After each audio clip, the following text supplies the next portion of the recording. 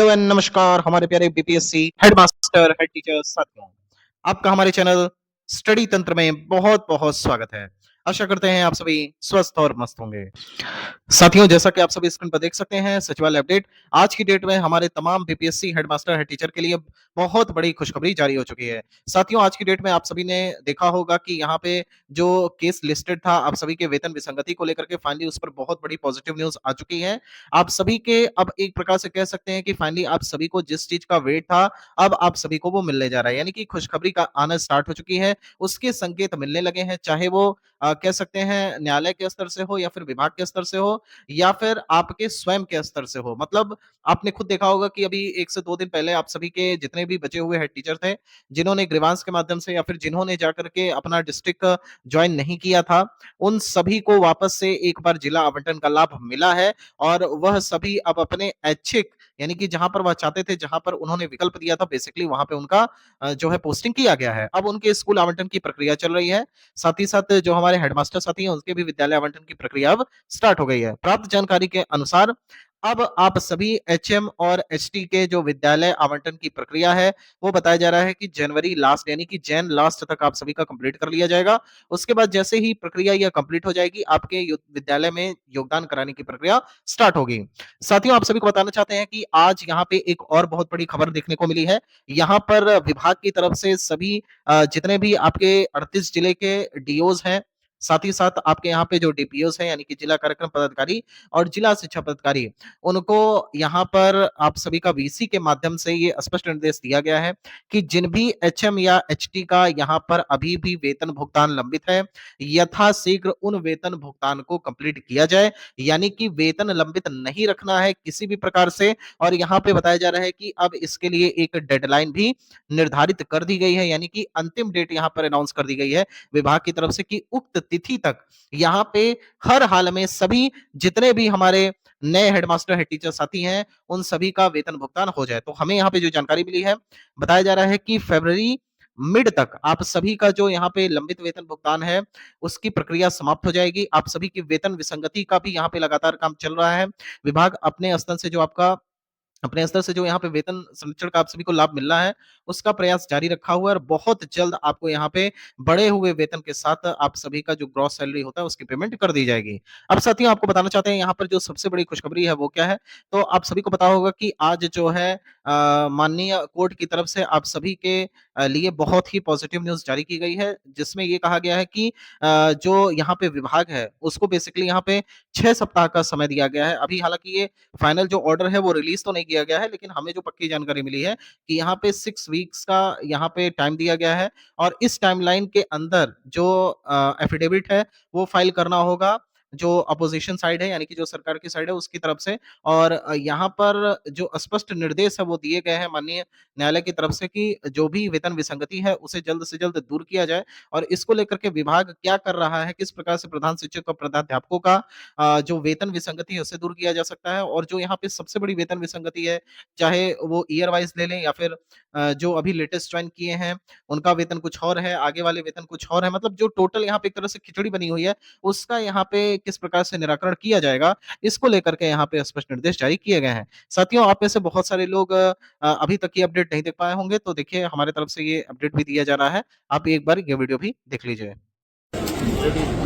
आज प्रधान शिक्षक वेतन विसंगति 439 केस में यहाँ पर हाईकोर्ट में सुनवाई हुई और सबसे अच्छी बात है कि पूरी सुनवाई सकारात्मक है। जब जज साहब के सामने ये रखा गया कि प्रधान शिक्षकों में ही वेतन की भिन्नता है, किसी को ज़्यादा मिल रहा है, किसी को कम मिल रहा है, और सरकार ने जब बोला था कि हम इनको रिजनेबल अच्छा वेतन देंगे तो वेतन क्यों नहीं दिया, तो जब जज साहब ने प्रधान शिक्षकों के अंदर विभिन्नता की बात सुनी इसे बहुत गंभीरता से ली। लेकिन सरकारी वकील ने तुरंत कहा कि नहीं सर, हम लोग इसको अपने स्तर से शॉर्ट आउट करने की कोशिश कर रहे हैं, हम लोग इस पर लगे हुए हैं। जज साहब ने कहा कि 6 सप्ताह का समय दे रहे हैं, 100 सप्ताह के अंदर आप अपने काउंटर फाइल कीजिए कि आप इसमें क्या कर रहे हैं। लेकिन रिस्पोंडेंट वकील ने कहा कि हमारे संज्ञान में है, हम इसे बहुत जल्द सॉल्व करने के पक्ष में हैं। और ये पहली बार थी कि जज साहब जिस तरह से कन्विंस थे कि फाइनेंशियल डिपार्टमेंट के पत्र का उल्लंघन हो रहा है कि एक ही मेरिट लिस्ट में प्रधान शिक्षकों का जो मेरिट लिस्ट यूपीएससी ने किया है उसकी सीनियर है उनका ज़्यादा हो जा रहा है, कम हो जा रहा है, और जो जूनियर उनका ज़्यादा हो जा रहा है, पे प्रोटेक्शन के कारण इसे मैटर को उन्होंने बहुत गंभीरता से लिया है।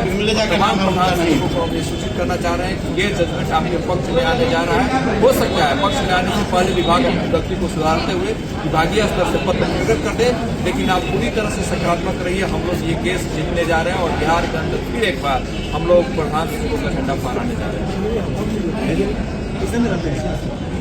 साथियों, आप सभी ने ये वीडियो देख ली। अब फाइनली यहाँ पर हम बात कर लेते हैं आप सभी के मूल वेतन की। तो देखिए, हमने पहले भी कहा था और आज भी कह रहे हैं, जब आप सभी ने ज्वाइन नहीं किया था उसके पहले भी हम बता रहे थे कि अपने मतलब अपने होशो-हवास में, अपने कॉन्शियसनेस से आप सभी को ये फैसला लेना है कि आप हेडमास्टर, हेड टीचर का यहाँ पे जो पद है वो ग्रहण करेंगे कि नहीं करेंगे। देखिए, ये टोटली आपके ऊपर डिपेंडेंट था और हालाँकि हमारी एडवाइस अगर मानिए और जो हमने पहले भी बताया था कि देखिए, अगर आप किसी परीक्षा की तैयारी करते हैं, मान लीजिए बीपीएससी जैसे प्रतिष्ठित एग्जाम की अगर आप तैयारी कर रहे थे और फाइनली आपने उसे निकाला, उसे क्रैक किया। अब ये अगर एक नैतिक रूप से देखा जाए तो अब कम से कम ये आपकी ज़िम्मेदारी बनती है कि इतने प्रतिष्ठित आयोग के एग्ज़ाम को आप क्रैक करने के बाद, उसे निकालने के बाद आप कहते हैं कि हम जॉइन नहीं करेंगे, तो कहीं न कहीं बहुत बड़ी गलती होती। आज के डेट में भी हम आपसे बताना चाहेंगे कि हो सकता है बहुत सारी दूर यहाँ पे बहुत सारे हमारे शिक्षक साथी इसको लेकर के परेशान हो कि हम काफ़ी दूर यहाँ पे चले गए हैं और काफ़ी दूर हमारा यहाँ पे पदस्थापन हो गया है। देखिए, आज की डेट में आपने देखा होगा बहुत सारे जो एचएमएसटी थे वो लगातार कमेंट आज की डेट में भी करते हैं कि अभी तक हमारा डिस्ट्रिक्ट अलॉटमेंट नहीं हुआ। हम लगातार उनसे बता रहे थे कि आपके डिस्ट्रिक्ट अलॉटमेंट की प्रक्रिया चल रही है। ऐसा नहीं है कि आपने जॉइन नहीं किया है तो शिक्षा विभाग चाहता नहीं है कि आप जॉइन नहीं किए तो कोई बात नहीं। हम यहाँ पे एचएमएसटी वैकेंसी 2.0 में आप सभी को स्थान देंगे, ऐसा तो था नहीं। लेकिन चूँकि ये सारी प्रक्रिया जो होती है उसमें देखिए एक सरकारी कार्य है, सरकारी कार्य में थोड़ा लेट लतीफ़ तो चलती है। ऐसा नहीं है कि कोई रॉकेट साइंस है तुरंत उसे पढ़ लिया तो तुरंत उसे इम्प्लीमेंट भी आप करने लगेंगे।